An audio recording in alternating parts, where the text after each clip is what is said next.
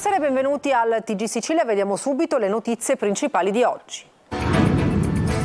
Il boss comandava dal carcere attraverso le videochiamate, dando ordini al figlio di 23 anni. Operazione della Guardia di Finanza al villaggio Santa Rosalia, 26 gli arresti.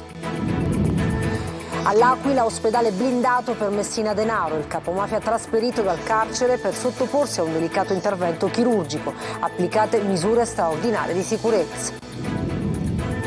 Finanza sostenibile e transizione energetica al centro del simposio Cotec a Palermo tra le fondazioni per l'innovazione d'Italia, Portogallo e Spagna.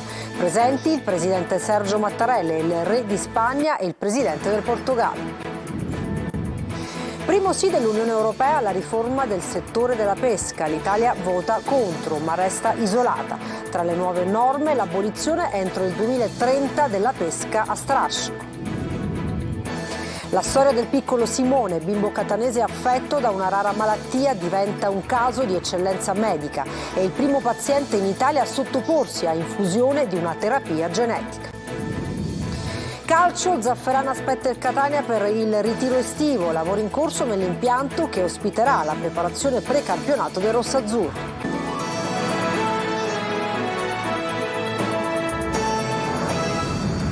Buonasera dal nostro telegiornale, apriamo con la cronaca. Il boss impartiva ordine al figlio in videochiamata dal carcere. A Palermo blitz antimafia, 26 arresti al villaggio Santa Rosalia. Ipotizzate infiltrazioni mafiose sugli affari immobiliari, su aziende del settore edile e la vendita di fiori al cimitero. Maglio Viola.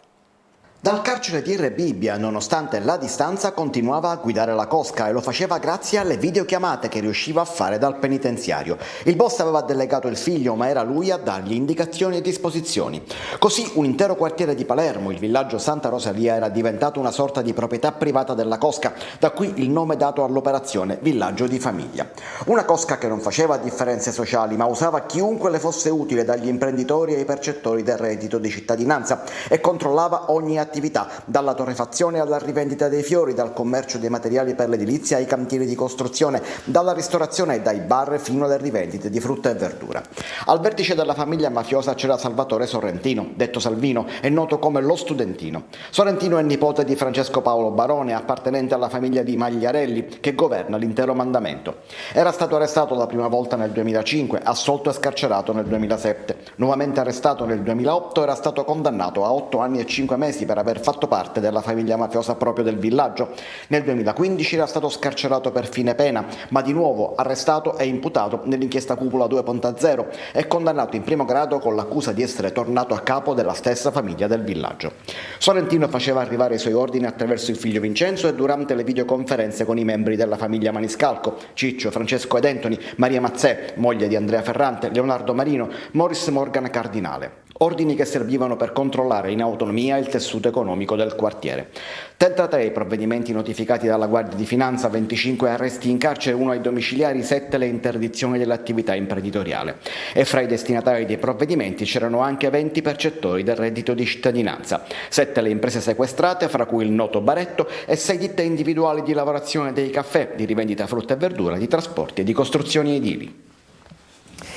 Dovrebbe subire un intervento chirurgico impossibile da eseguire in carcere. Per questo motivo Matteo Messina Denaro è stato trasferito in ospedale all'Aquila, dove sono scattate straordinarie misure di sicurezza. Vediamo.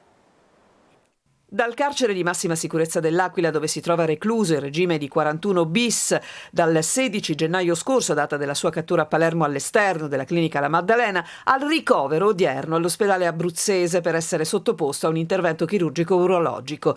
Matteo Messina Denaro è stato condotto, infatti, secondo un percorso e modalità già collaudate da precedenti spostamenti, al San Salvatore dell'Aquila.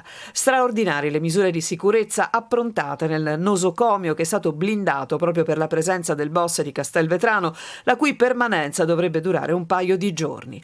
Lo scorso marzo era stato trasferito all'ospedale dell'Aquila per una serie di accertamenti, tra cui una TAC, strumento non presente, all'interno della stanza infermeria realizzata ad hoc proprio all'interno dello stesso penitenziario, dove viene sottoposto regolarmente a chemioterapia. L'intervento non avrebbe alcun nesso con la patologia tumorale del boss. Proprio la sua malattia aveva portato gli investigatori e i magistrati magistrati sulle sue tracce. In un pizzino ritrovato il 6 dicembre a casa della sorella Rosalia era stato scovato un diario clinico del latitante con le operazioni subite, gli esami e i cicli di chemioterapia.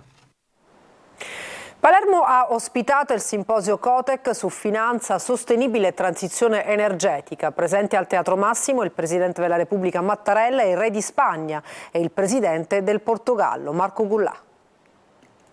Finanza sostenibile e transizione energetica sono stati i temi trattati questa mattina al Teatro Massimo di Palermo nel corso del convegno Cotec alla presenza del Presidente della Repubblica Sergio Mattarella, del Re di Spagna Felipe VI e del Presidente del Portogallo Marcelo de Sousa.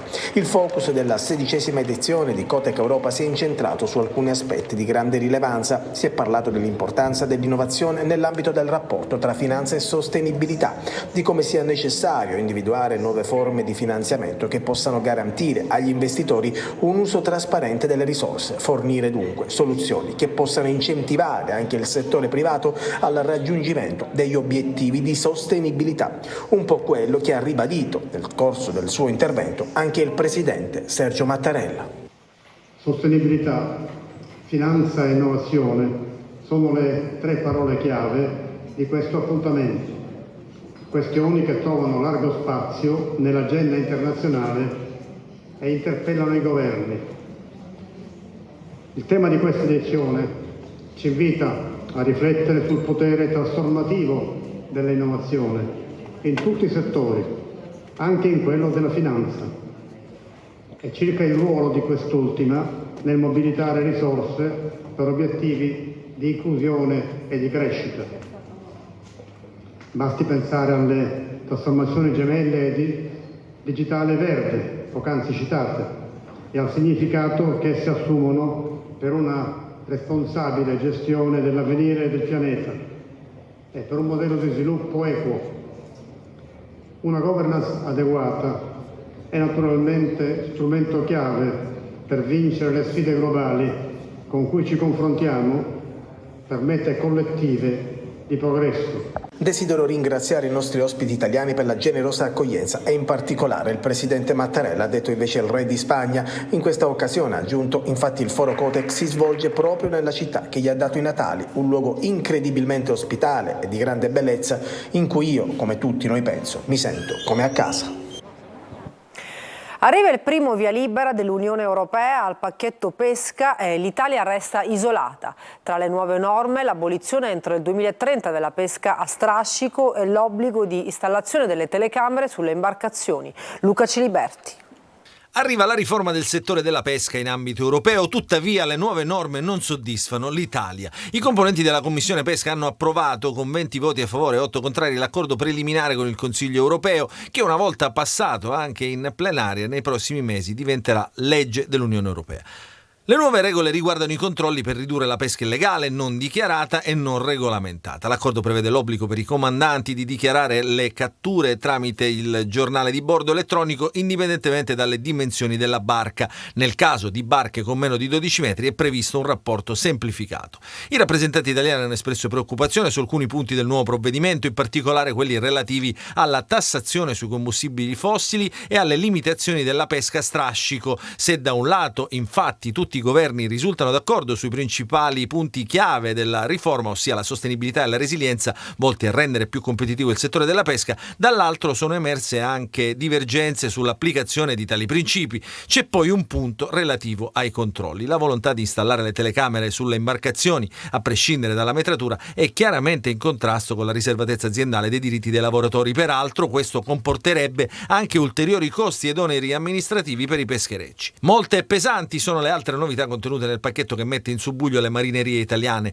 le reti dalle maglie più ampie, l'obbligo di pescare più lontano dalla costa, una diversa composizione delle attrezzature e taglie minime dei pesci. Il settore operante con reti da traino, quello maggiormente colpito dalle nuove misure, rappresenta il 60% della flotta nazionale in termini di stazza e impiega direttamente circa 10.000 addetti per un volume di affari di circa 600 milioni di euro, pari a quasi il 40% dell'intero fatturato della pesca italiana.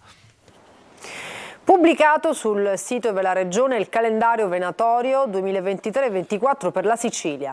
La preapertura fissata per sabato 2 settembre riguarderà solo alcune specie di uccelli, tortora e colombaccio e mammiferi, il coniglio selvatico. L'apertura generale della caccia è programmata per la terza domenica di settembre, il 17, in tutto il territorio nazionale, con chiusura prevista il 31 gennaio 2024 con periodi diversi in base alle varie specie. E adesso parliamo del piccolo Simone, un bimbo catanese affetto da una malattia rara, primo paziente in Italia a essere curato grazie all'infusione di una terapia genica, un risultato arrivato dopo le lotte dei genitori e una lettera alla Meloni diventata virale. Eva Spampinato.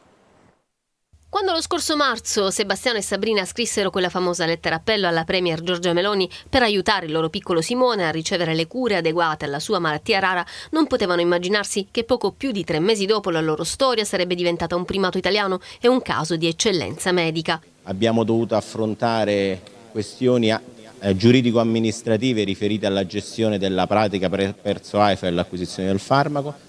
C'è stato un grandissimo lavoro di preparazione, di organizzazione e di messa in sicurezza attraverso blindate procedure di quello che doveva essere il percorso diagnostico e terapeutico di Simone.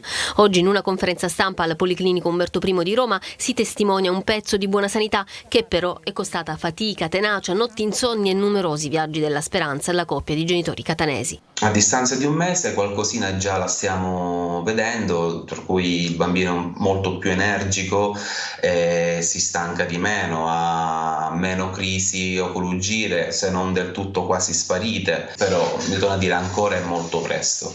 Il 22 maggio scorso Simone è stato il primo bimbo in Italia ad essere sottoposto ad una terapia genica innovativa con un approccio innovativo ed un farmaco innovativo. È stato fatto un lavoro veramente magistrale, un intervento di 8 ore, un'operazione particolare visto che si è toccato il cervello, ma venire costantemente aggiornato dai medici dove ci tranquillizzavano, a ogni passaggio dell'infusione sono state fatte 4 infusioni, quindi a ogni passaggio venivano a tranquillizzarci, a dirci guardate siamo arrivati a questo punto, quindi siamo stati seguiti tutto il tempo.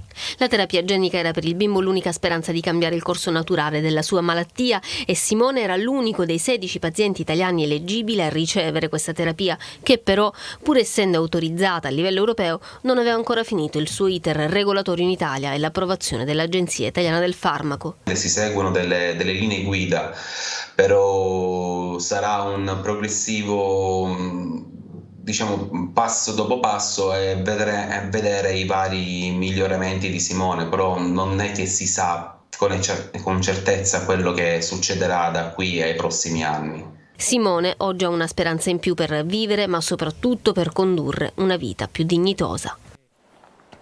Il comitato dei 10 sindaci del distretto sanitario di Giarre chiede alla Regione di intervenire sul presidio ospedaliero San Giovanni di Dio e Sant'Isidoro. I primi cittadini lanciano una proposta di accorpamento delle aziende territoriali agli ospedali più grandi. Simona Mazzone.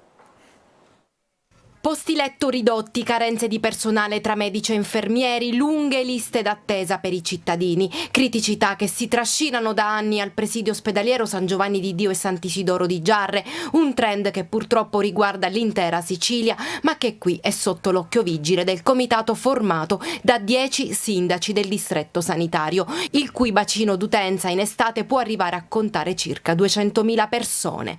Chiedono ancora una volta l'intervento della Regione per evitare che l'ospedale arrivi al collasso, come spiega il sindaco di Riposto che è anche deputato all'ARS. Oltre all'attenzione che continueremo a riservare all'ospedale di Giarre è quella che si continui a seguire questa direzione di miglioramento che è stata rivolta all'ospedale di Giarre nell'ultimo periodo, proprio per evitare che, come è successo anni fa, senza la giusta attenzione della politica, questo ospedale possa ritornare nel baratro. Il presidio costituisce un fondamentale punto di riferimento sanitario per tutto il comprensorio ionico-etneo. In passato si è parlato in diverse occasioni delle problematiche emerse, come la chiusura, ad esempio, del pronto soccorso soccorso nel 2015, poi riaperto nel settembre 2021, dopo 6 anni, ma con una pianta organica ridotta. La buona notizia è che sono appena arrivati qui 3 geriatri e che dal punto di vista strutturale, come vedete dalle immagini, si sta lavorando per la demolizione degli inagibili locali che ospitano il laboratorio di analisi, al posto dei quali sorgerà la camera calda. E la proposta dei sindaci al governo regionale è quella di accorpare le aziende territoriali ad ospedali più grandi. La proposta che è nata ieri e che comunque si parla già in regione in maniera non ufficiale, però le voci diciamo che la direzione che si vorrebbe intraprendere è questa, è quella di accorpare le strutture territoriali più piccole, quindi in questo caso per esempio Giarre, alle aziende sanitarie più grandi, come potrebbe essere per Giarre per esempio il Cannizzaro, in modo tale che i medici si debbano spostare all'interno della stessa azienda ospedaliera in un raggio che non sia poi magari superiore a una cinquantina di chilometri, una quarantina di chilometri. Qual è il prossimo passo?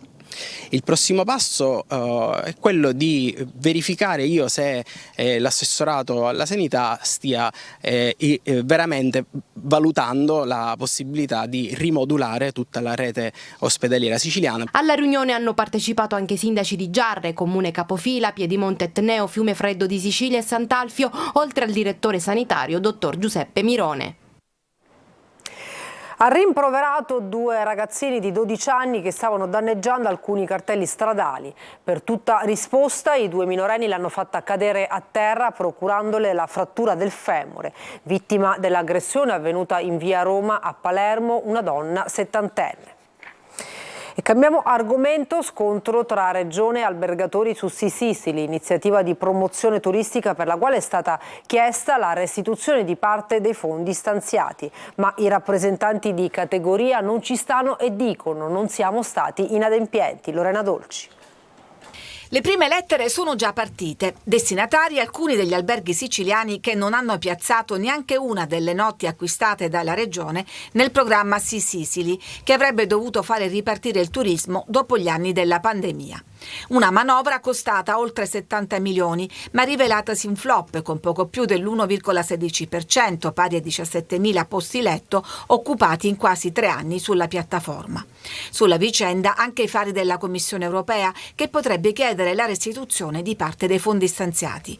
Adesso il decreto di revoca del bando, che si scontra con le perplessità degli albergatori. Il contratto non prevede rimborso in caso di scadenza dei termini e mancato occupazione delle camere. Quindi per quanto ci riguarda, la risposta che gli albergatori, che io suggerisco e che gli albergatori daranno, immagino, alla richiesta della Regione sarà: nessuna rimborso è dovuto poiché nessuna inadempienza risulta esserci stata. A spalleggiare gli albergatori anche i deputati di Fratelli d'Italia, che bollano come gravissima l'iniziativa dei dirigenti dell'assessorato al turismo, chiedendo l'intervento del governatore Schifani. Ma se sul rilancio del turismo si gioca anche una partita politica, gli imprenditori puntano il dito sul meccanismo della campagna, non di facile comprensione da parte di chi doveva usufruirne, ovvero i visitatori. Si potrebbero invece usare altre modalità di recupero. Ci sono diverse modalità di recupero dei servizi e non delle cifre date attraverso sistemi che possono essere educational, invitare blogger, ovviamente fuori stagione, e quindi continuare a spingere una Sicilia che è in crescita ma che ha moltissimo margine. Se siamo pieni, magari non siamo pieni con Sea Sicily, ma anche grazie alla pubblicità che è stata fatta. Il Comune di Catania lancia un progetto di rigenerazione urbana con 13 spazi con l'utilizzo di fondi comunitari. Oggi il primo passo a Trappeto Nord, inaugurata la piazza dedicata a Beppe Montana. C'era per noi Tonino De Mana. Una passeggiata a Trappeto Nord tra panchine tecnologiche, spazi per il tempo libero, campi di calcetto e basket ed un'area attrezzata dove fino a novembre scorso si aggiravano topi grossi ed agili, tanto da essere scambiati per gatti. Oggi di agile c'è il movimento dei bambini impegnati a saltare, giocare a calcetto o a basket, invogliando anche il sindaco trantino a cimentarsi dalla lunetta nel nuovo campetto di piazza Beppe Montana dedicata al commissario di polizia assassinato dalla mafia. Speriamo che la memoria si applichi con l'attenzione di tutti, da parte dell'amministrazione comunale, da parte dei residenti, affinché questo bellissimo posto possa camminare ancora per tanti anni. Piazza Montana è il primo tassello di un mosaico più ampio, 13 spazi comunali da riqualificare in chiave green senza perdere di vista l'attività fisica e l'inclusione sociale. Catania Spazio Sport, finanziato grazie al programma PON Metro 2014-2020, è un progetto di rigenerazione urbana che parte, non a caso, dalla periferia. In quel palazzo molte persone segnalavano la presenza di topi fino all'anno scorso, adesso c'è un bellissimo parco. E oltre a questo vorrei anche dire, io quando mi insediai al Consiglio Comunale nel 1988 ricordo che proprio uno dei primi interventi riguardava questa zona qui, perché avevo assistito personalmente a un fenomeno avvilente. Era arrivata una camionetta dei carabinieri e una serie di ragazzini lanciavano le pietre, ragazzini più che altro bambini, lanciavano le pietre contro questo mezzo che rappresentava l'istituzione, perché non c'era l'idea dello Stato. Siccome la vita è fatta, oltre che di prassi virtuose, anche di simboli che devono in qualche modo incoraggiare il cambiamento, credo che quello che è stato fatto qui sia la manifestazione più evidente di come bisogna agire. Una riqualificazione polivalente, come sottolinea l'assessore allo sport Sergio Parisi. Siamo davvero contenti, felici di vedere i ragazzini già cimentarsi nei due principali campetti, il campetto di calcio e il campetto di basket, il playground, ma abbiamo anche riqualificato un po' tutta la piazza e gli stessi cittadini che in questi mesi hanno seguito i lavori ci hanno garantito che saranno loro i custodi di questo bene prezioso. Primo step avviato, ora tocca ad altri 12 luoghi che presto saranno rigenerati e consegnati alla collettività. Al Taormina Film Fest ospite John Landis, il regista di film cult come Blues Brothers e Una poltrona per due. La sua masterclass ha registrato il tutto esaurito. Vediamo. Un incontro affollato per uno dei registi più prolifici della storia hollywoodiana. John Landis, autore di film diventati veri e propri cult movie come Animal House, The Blues Brothers, Tutto in una notte, Una poltrona per due, Il principe cerca moglie e il celebre videoclip Thriller di Michael Jackson, è stato il protagonista di un'affollata masterclass al Taormina Film Fest. Landis ha raccontato aneddoti dietro le quinte dei suoi lavori durante l'appuntamento dedicato alla commedia al cinema. The only true test of the quality of a movie is time. L'unico test che decreta il successo e la qualità di un film, un libro, un'opera d'arte è il tempo, ha detto il regista americano. E proprio il tempo ha consacrato diverse delle sue opere, una tra tutte è diventato un appuntamento fisso nella notte di Natale in Italia. Ogni anno, il 25 dicembre, la TV propone il film Una poltrona per due. It's kind of extraordinary. You look at all the great Hollywood films. È una cosa incredibile e straordinaria, era un grande film allora e lo è ancora oggi. Una commedia degna di questo nome deve farti ridere, non sorridere, proprio ridere. L'umorismo è tutto, sia nella vita che nel cinema, ha concluso Landis. Prima volta a Taormina per Avi Rockwell e Tiana Taylor, regista e protagonista del film A 1001, vincitore del Sundance Film Festival, proiettato per la prima volta in Europa al Taormina Film Fest. Una breve pausa, torniamo tra poco.